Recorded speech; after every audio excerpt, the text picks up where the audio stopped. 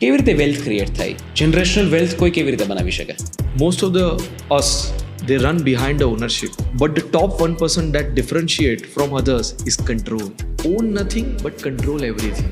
કેવી હું રીતે? તમને એક્ઝામ્પલ આપી શકું આનું. આજે વર્લ્ડમાં એટલા બધા બિઝનેસીસ છે કે જે કંટ્રોલ એક ફેમિલી કરે છે બટ ક્યારે બી એ ફોર્બ્સ લિસ્ટમાં ના આવે. આજે માર્ક ઝકરબર્ગ છે, ફેસબુક, સોફ્ટ બેંક છે, જેફ બેઝોસ છે, they might be owning a less than the 50% of the share. Maybe if I'm not mistaken 10% નીચે એમનું શેર હોલ્ડિંગ છે, but the control of the company is bigger than 50%. And that is why important of accessibility and control. That makes you different than even the wealthiest of the world.